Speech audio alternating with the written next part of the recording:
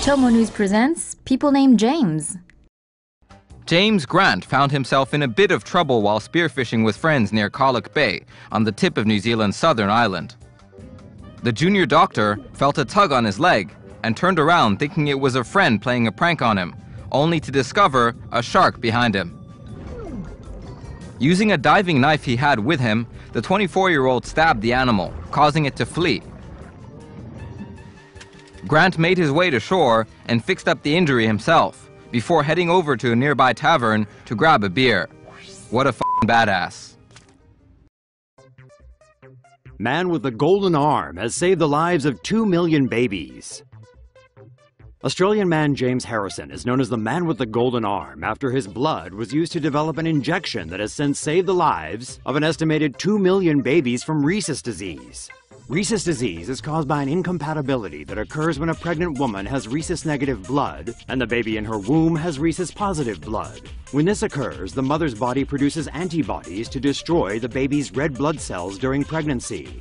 This process is known as sensitization. Australian James Harrison was found to have an unusual antibody in his blood, which was then used to develop an injection called Anti-D. The injection prevents women with rhesus-negative blood from developing antibodies to attack the baby's red blood cells during pregnancy. Harrison has been donating blood plasma on a weekly basis for the past 60 years. Tree trimmer survives chainsaw to the neck. 21-year-old James Valentine is a very lucky man. Not many people can claim to have had a fight with a chainsaw and won. Valentine was trimming branches while hanging from a tree along the Perry Highway in Pennsylvania's Ross Township on Monday when the chainsaw suddenly kicked back and became embedded in his neck. Showing maturity beyond his years, Valentine then coolly switched off the chainsaw and slowly descended from the tree with the help of a colleague, all the time holding the blade steady in his neck to prevent excess bleeding. Once on the ground, emergency crews removed the engine of the chainsaw and loaded Valentine into an ambulance for the trip to Allegheny General Hospital, where the blade was removed during surgery. Doctors said Valentine was extremely lucky as the blade missed all his major blood vessels, damaging only muscle and tissue. He's expected to make a full recovery. Man walks 21 miles to work every day. Now he's rich. If James Robertson isn't the hardest working man in America, we'd love to hear your nomination. Not only has he not missed a day of work in 12 years, but for the past 10 years, Robertson's walked 21 miles 5 days a week on his way to and from work. Okay, once in a while he gets a ride from Blake Pollock, who shares the same route as Robertson. Otherwise, the 56-year-old man leaves his home at 8 a.m. and walks a couple miles to catch a northbound bus on Woodward Avenue to Troy's Somerset Collection. From there, he walks another 6 miles to work his 2 to 10 shift at Shane Mold Engineering. Then after work, it's a 6-mile walk back to the collection center, where he catches the last bus of the day just before 1 a.m. He takes that as far as he can into Detroit and then walks the last 5 miles home. Whew! When Evan Leedy heard Robertson's story, he set up a GoFundMe account for the walker to raise enough money for a car. The initial goal was set at $5,000, but after just 2 days, there's more than $250,000 waiting for Robertson. And a local dealership has offered to give him a car. With that much cash on hand, Robertson could buy a new house, or 10 in Detroit. In fact, here's a sweet pad for sale right around the corner from his work. Man demolishes wife's house without telling her. 48-year-old James Ryan of Middleton, New York, demolished the house his wife, Diane Andryshak, owned without telling her on Monday morning. According to Andryshak, the two were neither having a fight nor were they arguing on the morning she left. Ryan reportedly wanted to apply for a demolition permit, but the government office was closed due to it being Martin Luther King Jr. Day. Ryan then rented an excavator and tore down the house with all their belongings inside.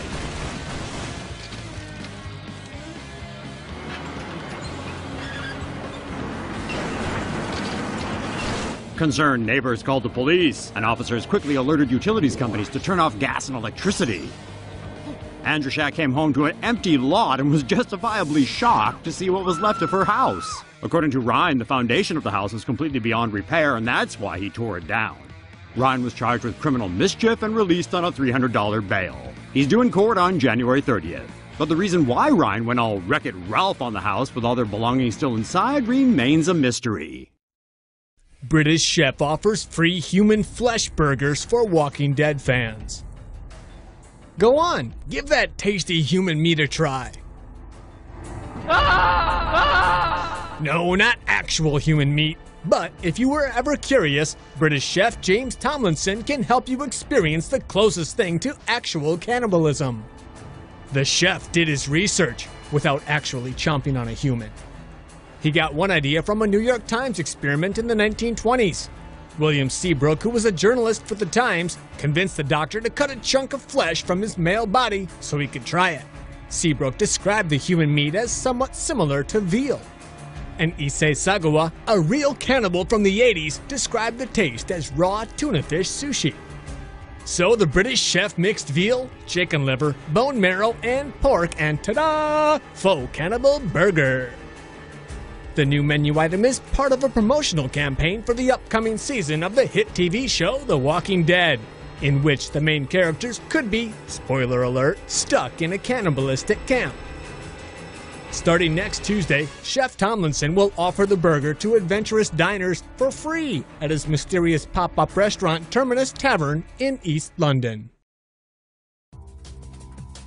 Former tennis pro James Blake tackled and arrested by NYPD. In an embarrassing case of mistaken identity, former professional tennis player James Blake was slammed to the ground and handcuffed by the NYPD outside a Manhattan hotel. They thought he was a member of an online credit card theft ring. James Blake walked right into a sting operation involving 6 plainclothes officers waiting outside the Midtown East Grand Hyatt for suspected credit card thieves. One man, a British national, arrived to meet a courier delivering a pair of high-end shoes outside the hotel. He paid with a fraudulent American Express card. While the man was being arrested, the police noticed former tennis star James Blake, who resembles a suspect the NYPD is looking for. The man on the left is James Blake, the man on the right is the man the NYPD were looking to nab. One officer, James Frascatore, rushed over and tackled Blake to the ground, handcuffing him despite Blake's protests. It wasn't until another officer recognized Blake that Blake was released. Other officers arrested another suspected credit card thief inside the hotel. Frascatore kept the incident from his supervisors, and it wasn't until Blake brought the matter to the attention of the New York Daily News that the NYPD was even aware of it.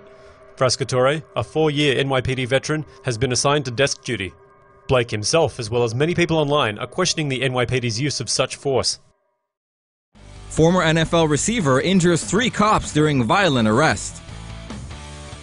James Hardy, a former Hoosiers football star and NFL wide receiver, was arrested this past weekend after getting into an altercation with police that apparently didn't end well for 3 LAPD officers. While details of the incident remain scarce, in order to demonstrate the damage the 6'7", 220-pound former player no doubt inflicted, we're gonna use babies to represent the police officers. Here's what happened. Los Angeles police reportedly got a call about a disturbance at an upscale apartment complex on Sunday afternoon.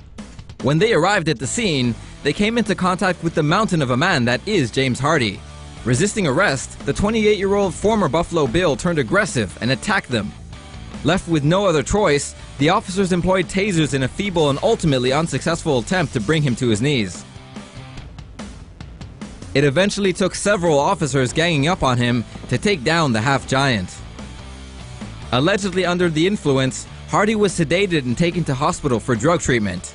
3 of the officers were treated for minor injuries and have since been released. James Harden becomes MVP with $200 million Adidas sneaker deal.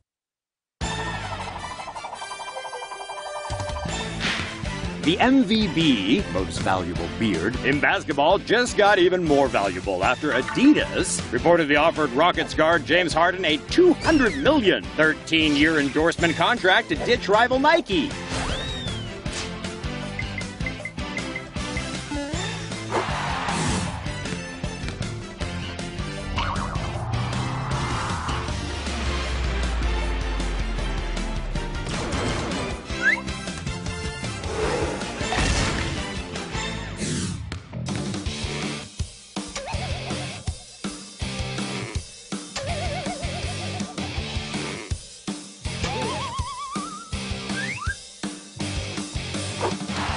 The Beard is coming off an amazing year where he dominated in the ugly middle ground, twisting and turning his body with every drive.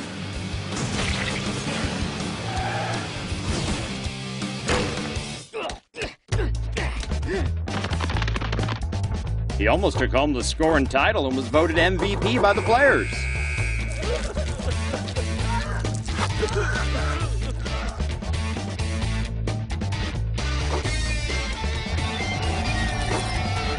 With Stephon Curry snatched up by Under Armour and KD choosing to stick with the swoosh, Harden was the only superstar left for Adidas to poach. Adidas has been struggling with D. Rose's injuries and fallen to number 3 in the U.S. sports apparel market.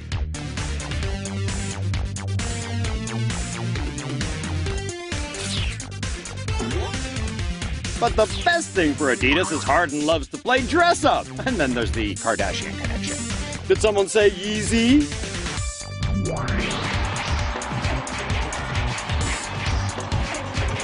Nike has until the end of the year to match the offer. Who will fear the beard next year?